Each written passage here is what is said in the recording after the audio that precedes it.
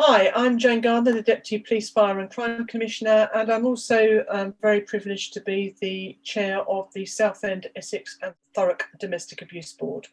I'm here with Roger Hirst today, Police, Fire and Crime Commissioner here in Essex. Good evening. Roger, since the absolute tragic death of Sarah Everard, we have seen a huge outpouring of anger about male violence against women, about women not feeling safe on our streets. What is your response to that? I think this is a key moment that we have to grasp, isn't it? It's something truly awful has happened, and it's a moment for us to look at what we are doing and realise it's not enough. So for me, as a male community leader, I think it's absolutely key to make clear that I have no tolerance at all for male violence against women. It's something that we have to utterly condemn, and we have to change the way it is at the moment. Women shouldn't have to live in fear. We need to live in a society where women can live their lives, walk home, go out without feeling the need to grasp their keys in their hand and protect themselves with their bag. And that's not where we are at the moment. So there's really more that needs to be done.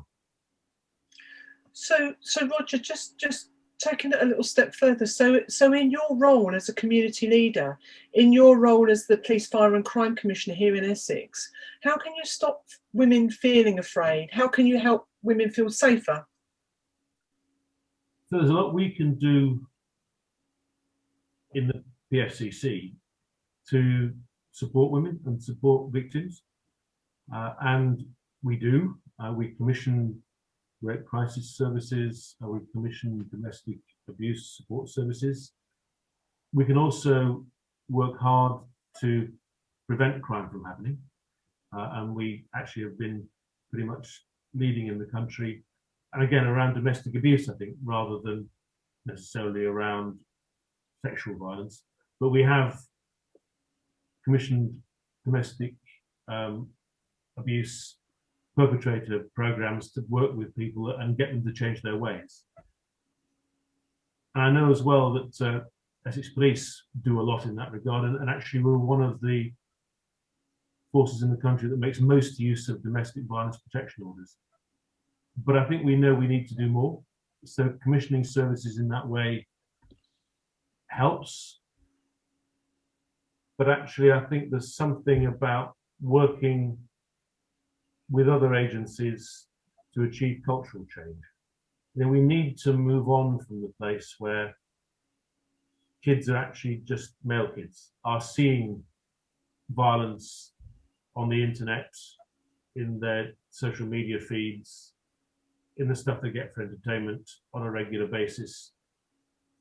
It kind of normalizes it. And I think we need to change that and actually be teaching kids in schools that this just isn't a good way to behave, that we need to change the attitude to violence across society. We need to just have no tolerance of it. And I think that also means that, as a police service, we need to become more supportive. So the level of successful convictions for rape at the moment is woefully low. It needs to be a lot higher, and that means that we, as a police service as well, just need to get better at supporting the victims of crime through the criminal justice process. So many of them find it really traumatic and aren't in a position to follow through and give us the evidence that we need to bring the perpetrators to justice. That needs to change, and that's something that policing can do to make a difference.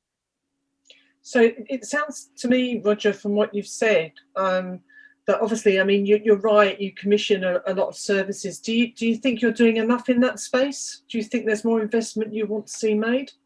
So we commission counselling services, we commission advocacy services, we do therapeutic support, we commission independent sexual violence advisors. All of that, I think, makes a real difference. But to make the difference we need to make and stop women living in fear of violence by men, I think we actually need to do something around protecting public space better. So the government has just announced doubling the size of the Safer Streets Fund.